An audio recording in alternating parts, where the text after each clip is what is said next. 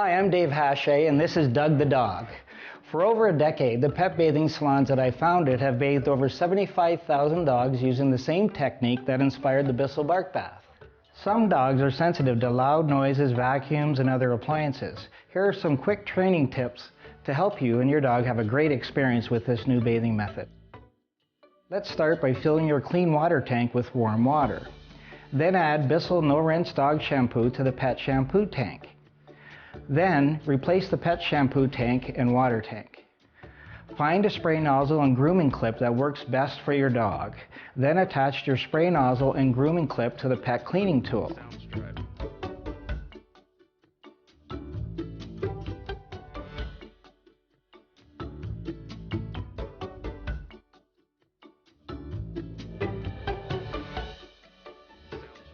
Step 1 is to start by placing the bark bath on the floor in the room where you plan to use it.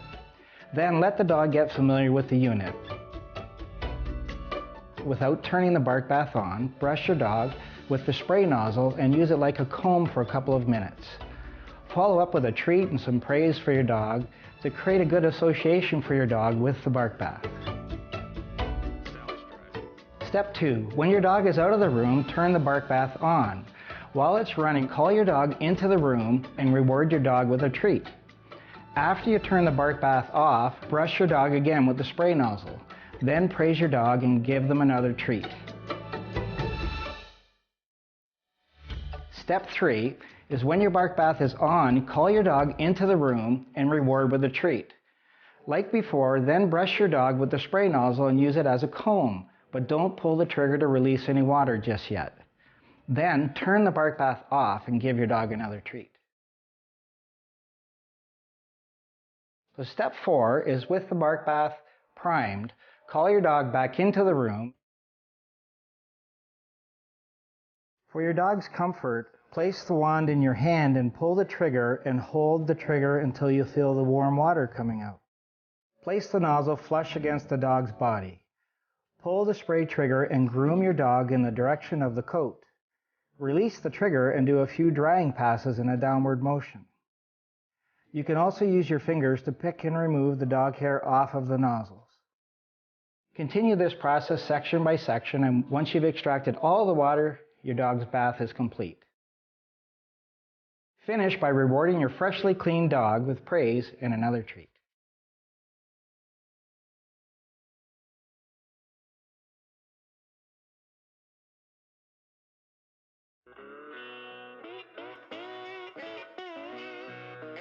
For a dog trainer, an e-collar is just another tool that we can use in our program. It's going to take the place of the leash, and we will start to substitute using the e-collar in the leash's place. This cannot be used to teach while we're working with the dog. They need to be taught prior to applying the e-collar. Once they've learned their skills and they're comfortably doing their skills, then we can use this in place of the leash.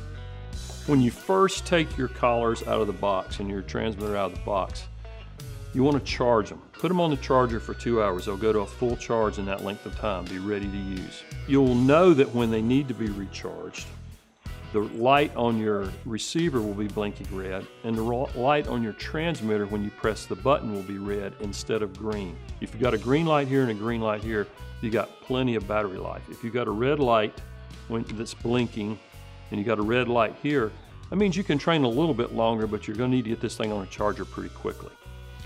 Okay, to turn the unit on, we're going to turn the receiver on. It has a on-off button on top of the receiver. You're going to press that button, and the green light will start to blink, saying that it is on. The transmitter does not have an on-off button. It is on demand. When you press a button, any of the 3 buttons that are on it, it's on, but when you release the button, it's off. So therefore, you don't have to turn this on and off. As soon as you turn this on, you want to send it a signal from the transmitter just to make sure that they're synced up. I'm pressing the continuous button right now, and you see a continuous red light here. That means that they are paired and they're ready to go. As you start to introduce your dog to the e-collar, one of the first things you want to do is put it on the dog. And tension and tightness here is very important. There's multiple ways to do this. My rule of thumb is I pull it to a specific hole on the collar strap where it's very tight, and I back out one hole. That allows you to get a finger underneath it, that you can get a finger under the collar, then you know it's not too tight, it's not strangling him. Once that is done, then it's time to do something fun. So immediately after you put your e-collar on your dog, it's time now to throw a tennis ball or throw a bumper and make him start to believe that when this goes on, we get to do something fun. So he looks forward to you putting an e-collar on. It is his uniform to get to go play in the game.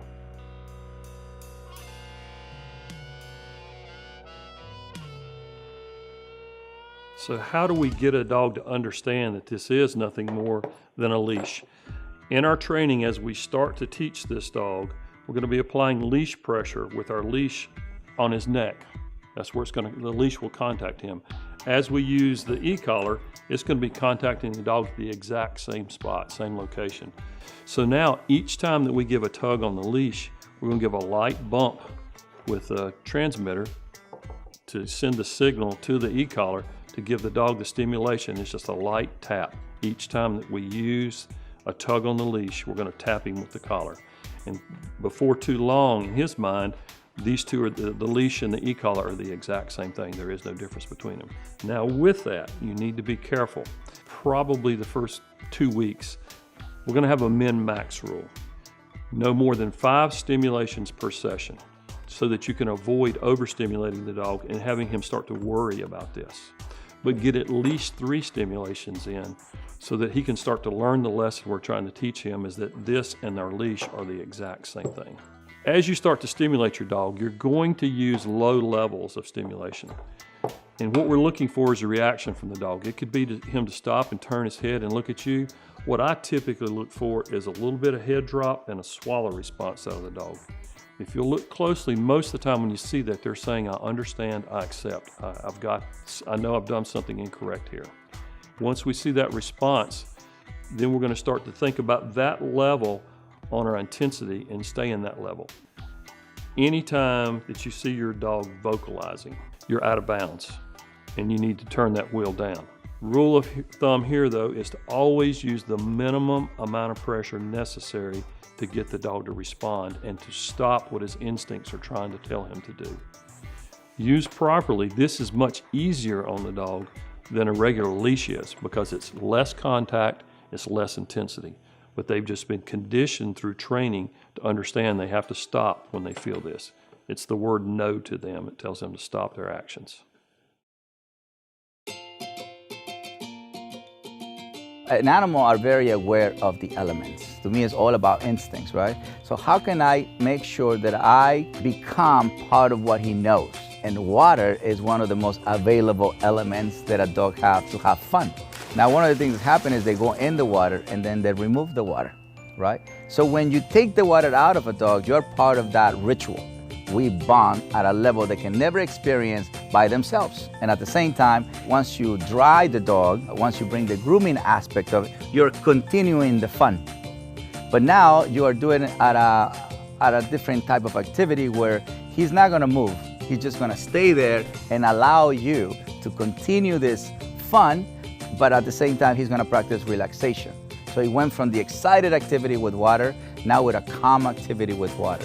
So the gratitude that comes after you remove the water takes you to another level of friendship. It's a healthy component to it. Because when a dog stays wet, the coat can start deteriorating or start falling off. Not only that, that attract parasites, that attract anything, things that you don't want at home. And so when you practice grooming, you're actually paying attention to the skin of a dog. A lot of dogs develop rashes because we don't pay attention to what they're going through. You know, they have sensitive skin. Definitely Junior, my dog, is a dog that I have to be very careful with where I bring him. I don't want to stop him from having fun, but I have to be very aware that after we have fun, that I make sure that his skin is perfectly safe, perfectly healthy. You know, it's my responsibility as his human, as his dog owner, to make sure that my dog is always healthy.